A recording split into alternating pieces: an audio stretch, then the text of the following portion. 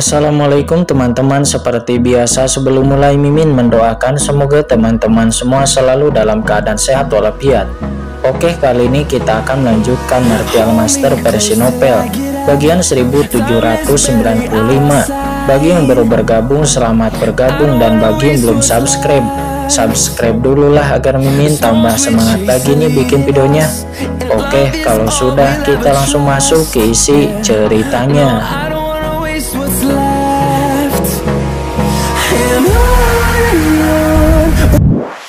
Menyadarinya sendiri. Memikirkan hal ini, Master Domain Jiwa menggetarkan giginya dan berkata bahwa dia ingin pergi bersama Qingchen.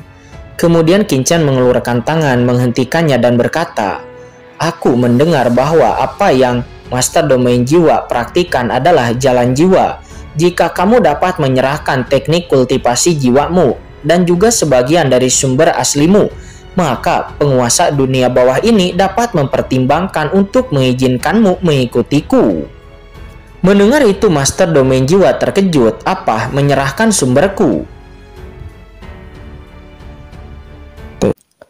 Apa kamu tidak bisa? Baik." Serangga hantu pemakan jiwa ataupun leluhur buaya virtual melangkah maju dengan niat membunuh yang mengerikan melonjak dari tubuh mereka.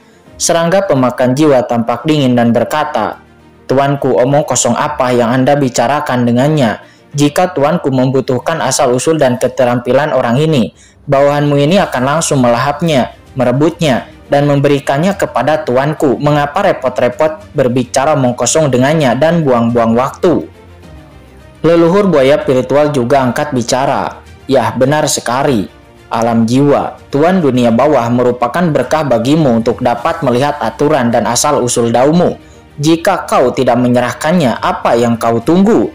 Leluhur buaya virtual berkata dengan niat membunuh yang tak terlihat terus-menerus muncul. Jelas selama Qingchen memberi perintah maka dia akan sangat ingin mendapatkan apa yang diinginkan untuk Qingchen. Sementara di samping itu, Master Penjara Neraka tercengang.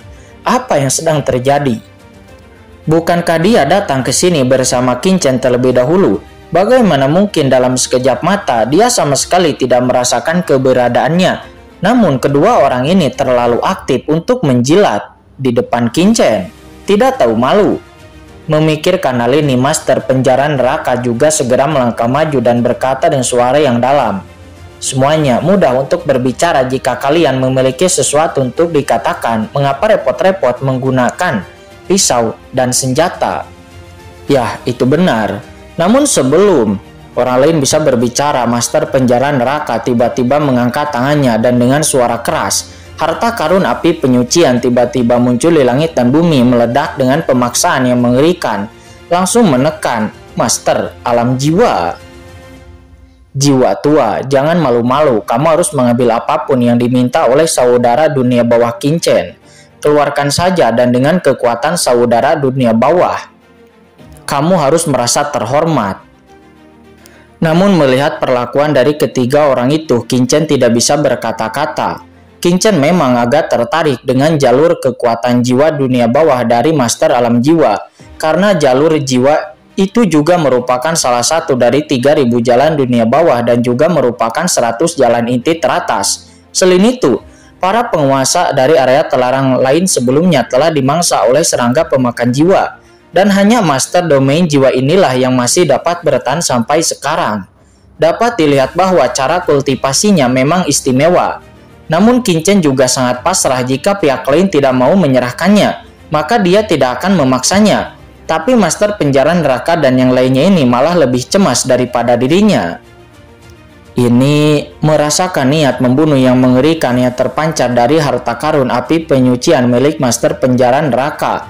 Wajah Master Alam Jiwa berubah menjadi hijau, buru-buru berkata, "Saudara Penjara Neraka, berhenti. Aku bersedia, aku bersedia." Sambil berbicara, dia buru-buru mengambil jejak jalan dao aslinya dan menyerahkannya kepada Qingchen bersamaan dengan sepotong batu giok hitam.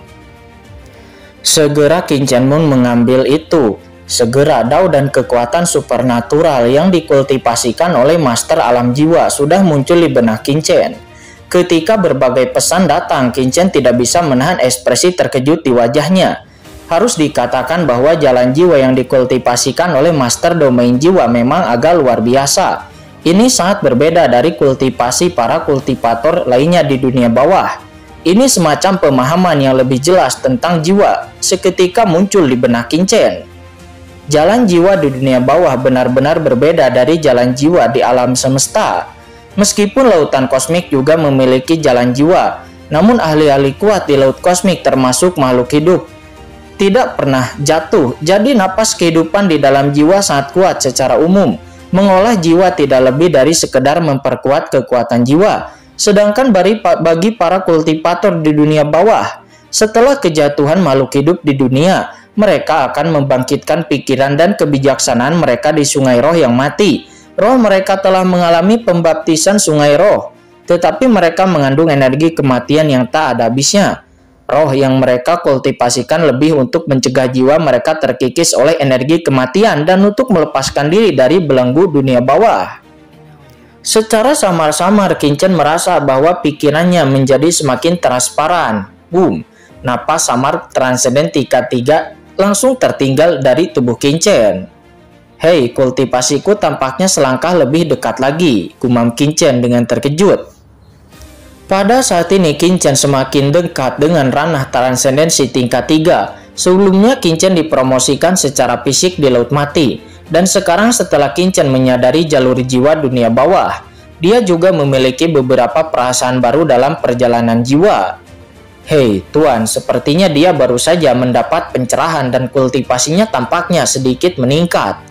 Merasakan perubahan pada tubuh Qin, mata beberapa orang yang hadir berkedip karena terkejut. Saya khawatir ini adalah jenius legendaris surga. Sungguh suatu kehormatan bagi saya untuk mengikuti tuanku, kata serangga hantu pemakan jiwa. Dia tidak bisa menahan diri untuk tidak mendesah dengan emosi. Sementara Master Penjara Neraka, leluhur buaya virtual, dan Master Alam Jiwa tidak bisa berkata-kata. Mereka bertiga semuanya menatap serangga cacing pemakan jiwa dengan aneh. Apakah orang ini benar-benar di bawah komando seorang kaisar agung? Mengapa dia terlihat seperti anjing penjilat? Ayo pergi, kata Qin membuka mulutnya dengan ringan dan lalu dengan cepat menyapu ke arah bagian dalam istana di sepanjang lorong aula utama. Segera Master Penjara Neraka dan yang lainnya buru-buru mengikuti Qin. Ketika Qin dan yang lainnya pergi ke kedalaman istana di area telarang Laut Mati mencari cara untuk bisa pergi dari sini. Saat ini di dunia bawah, di lautan mati yang luas di luar kandang Laut Mati, boom, lautan tak berujung melonjak. Ini adalah lautan yang luas, air di bawahnya sehitam tinta, memanjang hingga ke ujung garis pandang. Di laut dalam, niat membunuh yang mengerikan seperti pedang tajam membumbung ke langit. Cukup untuk membunuh ahli kuat manapun yang menerobos masuk ke area telarang ini. Tempat ini adalah tempat sangkar atau kandang Laut Mati yang terkenal berada di dunia bawah, tempat banyak tahanan di penjara. Di antara tempat terlarang yang tak terhitung jumlahnya di dunia bawah, tempat ini terkenal dan merupakan tempat jadi. Di tempat terlarang lainnya, beberapa ahli kuat mencoba menerobosnya untuk menjelajah. Tetapi tidak ada orang kuat yang berani dengan mudah menerobos kandang Laut Mati ini. Pada saat ini di pinggiran lautan tak berujung ini ada gunung kuno yang tergantung. Gunung kuno ini telah berdiri di sini selama beberapa tahun yang tidak diketahui. Perubahan zaman kuno. Saat ini ada aula besar di puncak gunung ini, dan di aula utama terlihat seorang kultivator setengah baya berjubah hitam dengan wajah pucat dan mata seperti hantu sedang duduk dengan mata tertutup di sana. Dan Qi terus keluar masuk dari tubuhnya seperti melolong. Dalam aura hantu itu, orang bahkan bisa melihat hantu yang tak terhitung jumlahnya naik turun, dan makhluk-makhluk yang menyakitkan merentangkan tangan mereka berjuang dengan gila dan menahan rasa sakit yang tak ada habisnya. Yang mulia, pada saat ini sesosok tiba-tiba muncul di aula lalu membungkuk hormat kepada kultivator setengah baya itu dan berlutut dengan satu kaki. Kultivator setengah baya Siu ini itu adalah Hakim Raja Hantu, salah satu dari 10 Raja Hantu teratas di bawah komando Kaisar Agung Yan, seorang kaisar teratas dunia bawah. Satu pukulan hidup dan mati, yin dan yang dipisahkan. Hakim Raja Hantu membuka matanya dan ada kilatan cahaya yang menakutkan dari matanya. Dia lalu berkata dengan dingin, Bagaimana? Ya tuanku, memang ada beberapa perubahan di Laut Mati yang tak berujung ini selama kurun waktu ini. Bawahan telah turun untuk menyelidiki banyak area di kandang Laut Mati ini. Selama kurun waktu ini telah terjadi kerusuhan yang berbeda seperti biasanya, namun alasan spesifiknya saat ini tidak diketahui. Apa kerusuhan Laut Mati? Hakim Raja Hantu itu berdiri perlahan, kebencian tak berujung dan energi hantu tiba-tiba mengalir ke tubuhnya. Dia bergumam. Sepertinya masalah ini harus diberitahukan kepada Tuan Yan sesegera mungkin. Kata sosok itu. Dia merutkan kening dan berkata, Tuan Hakim, kurungan tahanan Laut Mati ini didirikan untuk memenjarakan tahanan yang tak terhitung jumlahnya di dunia bawah. Jadi apa yang bisa terjadi? Saya tidak tahu mengapa Tuan Yan mengatur Anda di sini dan ada begitu banyak zaman dalam satu paksi. Ini agak terlalu bagus untuk menjadi kenyataan. Mendengar itu, sosok itu tidak marah. Saat ini dunia bawah sangat kacau balau. Dengan kekuatanmu, kamu harus memperluas wilayah dan menaklukkan dunia bawah agar dapat mengharumkan namamu sebagai 10 raja hantu teratas. Boom! Sebelum dia selesai berbicara, aura hantu yang mengerikan keluar dan langsung meledakkan sosok itu. Sosok itu diselimuti aura hantu hitam melayang di udara karena kesakitan. Tuanku, ampuni nyawaku. Rasa sakit muncul di wajah sosok itu. Namun Hakim Raja Hantu hanya menatapnya dengan dingin. Perintah Tuan Kaisar Yan, kamu boleh mengatakan apapun yang kamu suka. Tangani urusanmu dengan baik. Jika Kaisar Yan mendengarnya, tidak akan ada yang bisa menyelamatkanmu. Dengan suara keras, sosok itu jatuh dengan keras ke tanah dan buru-buru bangkit dengan panik. Tuanku, bawahan tahu kesalahanku. Ya, lanjutkan. Dengan suara keras, sosok itu berubah menjadi asap hitam dan dengan cepat menghilang. Sementara Hakim Raja Hantu menatap dingin ke Laut Mati yang luas di depannya dan bergumam. Semua orang tahu bahwa Laut Mati adalah tempat penjara, langit, tanah, dan segala sesuatu dunia ini. Tetapi mereka tidak tahu bahwa tempat ini adalah tempat di mana Kaisar kuno ada di sini. Dan sebenarnya itu untuk membiarkan sang Kaisar dan yang lainnya memperhatikan selama ratusan juta tahun. Mengatakan ini, mata Hakim Raja Hantu berkedip-kedip dengan cemerlang. Sementara scene kembali berpindah ke dunia bawah, tepatnya di sebuah kota bernama Kota Wuyue. Tempat ini adalah wilayah di bawah komando Kaisar Dunia Bawah Wuyue, salah satu dari 4 Kaisar Agung Dunia Bawah kuno. Tempat berkumpulnya banyak orang kuat dari dunia bawah. Dilihat dari kejauhan kota Wuyue, terbentuk oleh pertemuan 5 puncak megah membentang ratusan juta mil. Dikatakan sebagai sebuah kota, tetapi itu sebenarnya sebuah benua kuno yang terletak di dunia bawah ini. Itu abadi. Di sini seseorang harus melepaskan diri dan tidak dapat masuk. Ini adalah kota di bawah komando 5 Kaisar Dunia Bawah Suci. Meskipun 5 Kaisar Dunia Bawah Suci jarang datang ke kota, namun sebagai 4 Kaisar besar yang telah diwarisi dari zaman kuno hingga saat ini, momentum 5 Kaisar Dunia Bawah Suci saat ini dunia bawah sudah lama terkenal dan tidak ada yang mengetahuinya dan tidak ada yang mendengarnya. Dan kota 5 Gunung Suci juga merupakan tempat yang tak terhitung jumlahnya dengan orang kuat dunia bawah. Pada saat ini di luar kota Wuyue, sosok hitam pekat tiba-tiba muncul di sini. Sosok hitam pekat ini dipenuhi dengan energi kematian yang tak ada habisnya. Selain energi kematian, ada juga gumpalan energi iblis yang membuat orang berdebar-debar dan pupil putih darahnya seperti abu-abu kematian. Kota Wuyue. Sosok ini bergumam dengan cahaya terang di matanya.